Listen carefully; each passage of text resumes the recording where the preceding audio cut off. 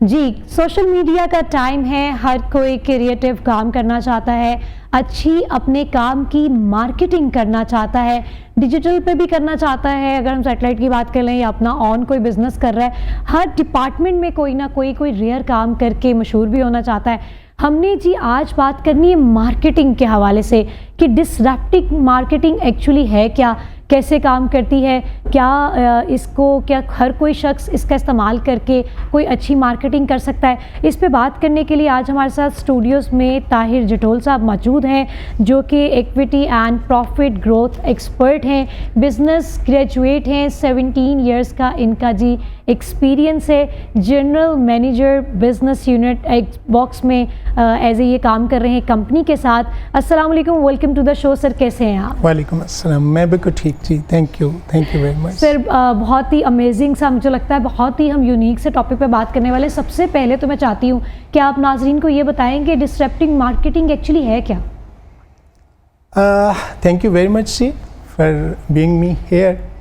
Actually उससे पहले मैं थोड़ा सा आपको बताता हूँ कि आपने इस चीज़ को समझना है कि जी for example if real word की मैं एग्जांपल अगर देता हूँ कि फॉर एग्जांपल आप जा रहे हैं और आप एक पूरी फास्ट फूड की एक पूरी चेन है, ठीक है, और वो बड़ी अपीलिंग से उन्होंने फूड शॉट लगाए हुए हैं, वो सारे जो है ना वो किए हुए हैं, ठीक है। At all of a sudden आप देखते हैं कि एक जगह पे आपको नज़र आता है कि इंतहाई तौर पर फंगल ग्रोथ और ग्रीनिश कलर का बर्गर पड़ा हुआ है, तो बाय डिफ़ॉल्ट आप जो है ना आपका दिमाग उस तरफ जाएगा कि ये क्या है, बिकॉज वो क्लटर पूरा जो है ना वो मतलब एक बना पड़ा है, लेकिन बाय डिफ़ॉल्ट आपका दिमाग उस तरफ जाएगा, ठीक है। बिल्कुल जाएगा। अब हुआ क्या है, हुआ मतलब कि हमें इसमें इंटरेस्ट नहीं है कि वो हाइजेनिक है, वो कैसा होगा, हमें इसमें इंटरेस्ट है कोई नई चीज़ है उसको देखने, मतलब वो अट्रैक्ट कर रही है हमें, आपको उसने अपनी तरफ अट्रैक्ट कर लिया, नोटिसेबल हो गया वो। अच्छा, अब ये जो मैंने आपको छोटी सी स्टोरी सुनाई है, ये जो है ना वो बहुत बड़ा केस स्टडी है बर्गर किंग का, ठीक है। अब इसके अंदर ये बेसिकली 2020 में उन्होंने कैंपेन की थी, ठीक है, और उसमें उन्होंने दिखाया था कि हम प्रिजर्वेटिव्स यूज़ नहीं करते। बहरहाल वो एक लंबा एक उसके ऊपर केस स्टडी है। बुनियादी तौर पर डिजिटल के अंदर इस वक्त जो चैलेंज है वो ये है कि हर बंदा ही डिजिटल पे कम्युनिकेट कर रहा है, बिल्कुल, और वो इतना ज़्यादा क्लटर बनता चला जा रहा है कि वो मतलब समझ से बालातर है कि वो लोगों के दिमाग में, जहन में कैसे रहे, लोग उसको रिमेंबर कैसे करें चीज़ों को।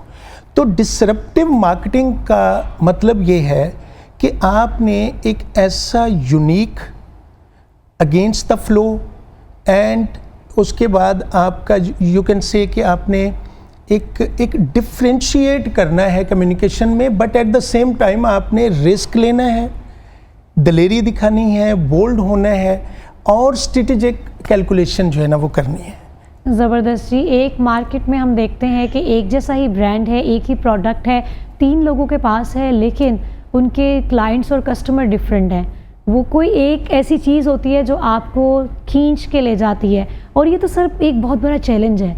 मतलब आप तो फिर चैलेंजेस बहुत एक्सेप्ट करते हैं कि जी हम ये करके दिखाएंगे। देखें, मार्केटिंग जो है ना, मार्केटिंग एंड सेल्स, ये सारे डिपार्टमेंट बहुत इम्पॉर्टेंट हैं, लेकिन जो मार्केटिंग का काम है वो इस वक्त द करंट बिजनेस लैंडस्केप जो चल रहा है, इसके अंदर आपको यू कैन से कि एक क्रिएटिव होने की ज़रूरत है। बिल्कुल, ठीक है। आप क्रिएटिव हुए बगैर आप वो सारी चीज़ें नहीं अचीव कर सकते जो आप चाहते हैं। आपको कास्ट इफ़ेक्टिव होना पड़ता है, आपको जो जिसको कहते हैं कि आपको कास्ट इफ़ेक्टिव, या जैसे आपने अभी जिक्र किया, thank you very much, equity and profit growth की बात करें हम, तो बेशुमार जो लोग हैं वो डिजिटल मीडिया के ऊपर उनकी इन्वेस्टमेंट हो रही है। अगर वो इफ़ेक्टिव इन्वेस्टमेंट नहीं हो रही तो फिर इसका मतलब है कि वो प्रॉफिट को खा रही है, ठीक है। बिल्कुल बिल्कुल। अच्छा, अब उससे पहले आपको हमें एज ए मार्केटियर ये जानना होता है कि हमारा टारगेट ग्रुप कौन है। किसको कम्युनिकेट करना है हमने। अच्छा, ये जबरदस्त। बात जो है वो हमारे उसके साइकोग्राफिक्स क्या हैं। मतलब आप पहले कॉम्पिटिटर देखते हैं अपना मार्केट में? हाँ, कॉम्पिटिटर से पहले भी हम अपना डेटा गैदर करते हैं कि ये बिजनेस की एक पूरी स्ट्रेटजी बनती है।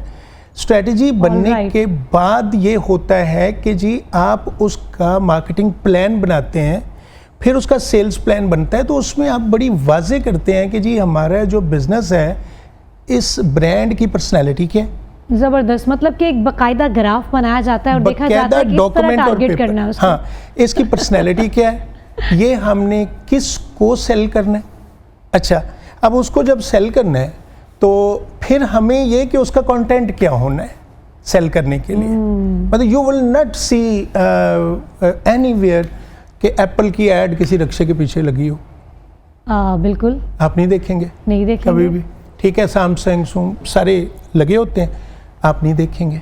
ठीक है, मतलब वो नहीं जाएगा उधर, बिकॉज उसका टारगेट ग्रुप जो है वो डिफरेंट है। ठीक एक है, क्लास है। मैं एक एग्जाम्पल मतलब Okay, आपको दी है, alright. बहुत ही जिसको कहते हैं एक रॉ एग्जाम्पल जो है ना वो मैंने आपको दी है। अच्छा, अब जब वो टारगेट ग्रुप है तो उस टारगेट ग्रुप के अंदर जब आपने डिस्ट्रप्टिवली कम्युनिकेट करना है तो उसके अंदर आपने ये भी देखना है कि ये जो टारगेट ग्रुप है ये इसको बैकफायर तो नहीं कर जाएगा।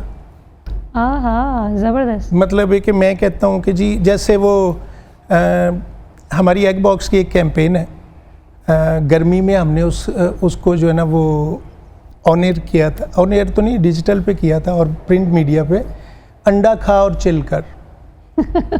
इसको मतलब- एलिब्रेट करेंगे अभी। देखिए, अंडा तो बेसिकली नॉर्मल लोग सर्दी में खाते हैं ना, चिल करने के लिए तो कोई ठंडा, कोई कोल्ड ड्रिंक, कोई स्प्राइट, कोई इस तरह की चीज़ें होती हैं, और हम कह रहे हैं अंडा खा और चिल कर। ठीक है, तो बेसिकली आपने लोगों के माइंड और उसके पीछे जो बिग आइडिया उस कैंपेन का, वो बुनियादी तौर पर ये है कि जी हम कह रहे हैं कि अंडा सिर्फ और सिर्फ सर्दी की प्रोडक्ट नहीं है।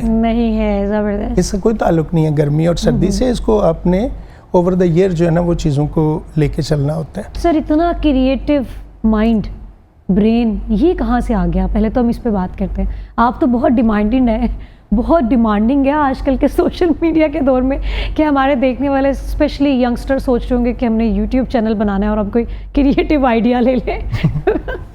नहीं, देखिए, कैसे सोचते हैं आप? कोई तन्हाई में बैठ के सोचते हैं नहीं, कि कोई बिल्कुल प्रोजेक्ट भी। आ गया है तो ठीक है अब मैं इसको ऐसे मार्केटिंग करेंगे इसकी? नहीं, बिल्कुल भी नहीं। ऐसे तन्हाई में भी होता है, बट तन्हाई में उस तरह से नहीं होता। बट इसके अंदर जो सबसे बड़ा इम्पॉर्टेंट काम होता है ना, इसके अंदर इम्पॉर्टेंट काम होता है कि आपने सबसे पहले उस नीड को अंडरस्टैंड करना है कि इस बिजनेस की नीड है क्या। राइट। इस वक्त करंट, वो कहते हैं ना कि एक वो मतलब ये होती है नाउ, फार एंड फ्यूचर। ये 3 स्टेप होते हैं स्ट्रेटजीज के। ठीक है, अब जबरदस्त। आपने सबसे पहले नाउ को देखना है, उसके बाद फार, फिर फ्यूचर की बात करनी है। और जब आप नीड को जानते हैं तो फिर आप उसका फ्रेमवर्क तैयार करते हैं कि यार इसका सोल्यूशन क्या है, मतलब इनके पेन स्टेटमेंट्स क्या हैं, पेन पॉइंट्स क्या हैं, उस पेन का सोल्यूशन क्या है। फिर उसके हवाले से आप लाइक माइंडेड लोग गैदर करते हैं अपने इर्द गिर्द, टारगेट ऑडियंस, जो आपकी टीम के लोग होते हैं। फिर आप टारगेट को ज़हन में रखते हैं कि जी मेरा टारगेट क्या है। अच्छा, कभी ऐसा भी हुआ है कि कोई पर्सन आपके पास आए और he is doing his on business, कोई प्रोडक्ट लॉन्च करने जा रहे हैं, और आप उनकी पर्सनालिटी को देख के, उनकी जो भी ऑब्जर्वेशन है उसको देख के आप बोल दें कि यार आप नहीं ये कर सकते, आपको कोई और काम करना चाहिए, कि अच्छा, हम मैं इसके बताऊं? मार्केटिंग नहीं करेंगे, हम कोई और करेंगे? नहीं, मैं टू बी वेरी ऑनेस्ट, मैं इस चीज़ पे बिलीव नहीं करता कि कोई कुछ नहीं कर सकता।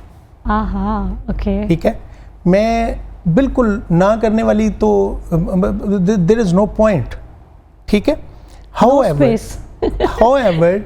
there must be the right direction, the true journey। ठीक है, going towards the goal पहले सेट हो, उसके बाद आपको ऑब्जेक्टिव पता हो, फिर आप ऑब्जेक्टिव के लिए राइट पाथ इस्तेमाल करें, ठीक है, ना करने वाली देयर इज नो पॉइंट। मतलब कि आपके अगर इरादे पुख्ता हैं तो आप अपनी मंजिल के हज़फ को हासिल कर ही लेते हैं। बहुत Definitely. खूबसूरत बात की है कि कोई शख्स भी ऐसा नहीं जो कोई काम नहीं कर सकता, जहन की बात है। अच्छा सवाल, लेकिन मैं फिर भी दोबारा वही पूछूंगी कि कभी ऐसा इत्तेफाक हुआ है कि आप कहें कि नहीं ये काम आपको दूसरा काम करना चाहिए? क्योंकि मुझे लगता है कि I also believe in this कि जिस चीज़ में आपकी दिलचस्पी होती है वो काम आप ज़्यादा बेहतर कर सकते हैं। देखिए, ये तो एक बहुत ही जिसको कहते हैं कि एक ज़बरदस्त बात है कि अगर आपका प्रोफेशन आपका पैशन बन जाए ना, तो then the birds are not just, sky is not just for the birds, ठीक है। लेकिन इस तरह होता नहीं है ना। हाँ, समटाइम आपकी बहुत सारी चीज़ें ऐसी होती हैं जो कि आप जिसको कहते हैं कि पसंद करते हैं वो नहीं कर पाते, पसंद नहीं करते करनी पड़ रही होती हैं। This is parts and parcel of the life ना।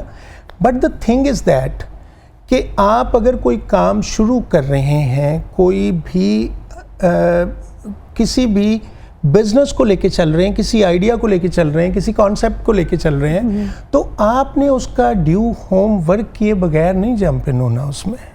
होमवर्क बहुत ज़रूरी है। अच्छा, वो होमवर्क के अंदर क्या चीज़ें होनी चाहिए अभी आपको ताहिर जटोल साहब बताने लगे हैं। नहीं, अब होमवर्क के अंदर वो माइंडसेट भी शामिल है जो अभी हम बात कर रहे हैं कि वो जो साहब हैं जो ब्रांड को हेड कर रहे हैं, जो बिजनेस को हेड कर रहे हैं, जो किसी कॉन्सेप्ट या आइडिया को हेड कर रहे हैं, ठीक है, उसकी जो थॉट प्रोसेसेस हैं वो भी शामिल है।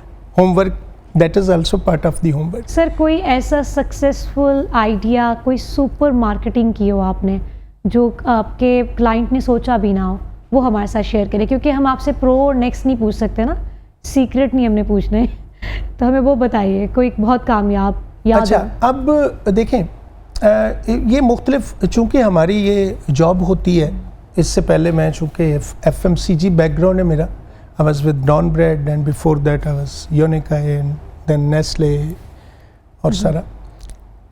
ये बेसिकली हमारी जॉब है डे टू डे ना, कि हमने किसी भी तरीके से क्रिएटिवली स्ट्रेटजाइज करना है चीज़ों को, अपने ब्रांड को नॉन बनाना है। हाँ, प्रॉफिट को बेहतर करना है।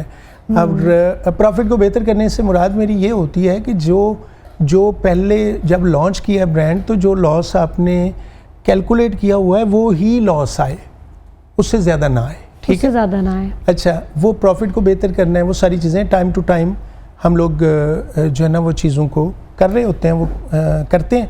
2-3 ऐसे काम हैं जो मैं समझता था कि जिन्होंने ग्रोथ के अंदर बहुत जो रोल प्ले किया। सबसे पहले मैं अगर बात करूं, इससे पहले कंपनी में मैं जब था, तो उस वक़्त हमने उस ऑर्गेनाइजेशन को किचन के साथ कनेक्ट किया। अच्छा, मतलब उस ब्रांड को, डॉन ब्रेड को किचन के साथ कनेक्ट किया। किचन के साथ कैसे कनेक्ट किया कि हम डिफेंस क्लब में, जिमखाना में, कौथम में एंड लाइक दीज कम्युनिटीज़ के अंदर कैंपेन स्टार्ट की। और हम कैंपेन क्या करते थे, हम कैंपेन ये करते थे कि हम मदर्स और हाउस वाइफ्स एंड वर्किंग वीमेन जो कि मदर्स हैं या फ्यूचर मदर्स हैं, उनको बुलाते थे और हम उनको ये बात करते थे कि जनाब ये कुकिंग की क्लासेस हो रही हैं, आपको एक बड़ी ही यूनिक किस्म की रेसिपी डेवलपमेंट आप सीख रहे हैं और ये फ्री ऑफ कास्ट है। ज़बरदस्त, ये और इसको हम स्पॉन्सर करते हैं, ठीक है। अच्छा, एक तो ये हमने जो काम किया उसकी बड़ी ज़बरदस्त एक एडवांटेज हमें मिला। नंबर 2, हम तमाम स्कूल्स के बच्चों को उठा के अपनी प्लांट पे ले जाते थे। हर घर में पैगाम जाएगा। मतलब आप ये देखें कि ये जो इस वक्त जो अर्ली अल्फ़ा जनरेशन है, ठीक है, उसके बाद अल्फ़ा जनरेशन है, ये जेन जी है, ये जेन जी वाले जो हैं वो ब्रांड को कैसे रिकग्नाइज़ करते हैं?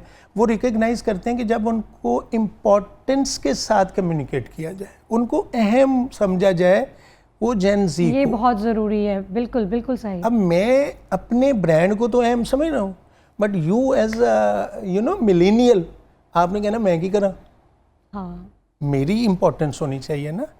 उस इम्पोर्टेंस के तहत हम पाम कम्युनिकेशन कर रहे होते हैं कि जब आप खोलें आपको हम बताएं कि हम कौन है।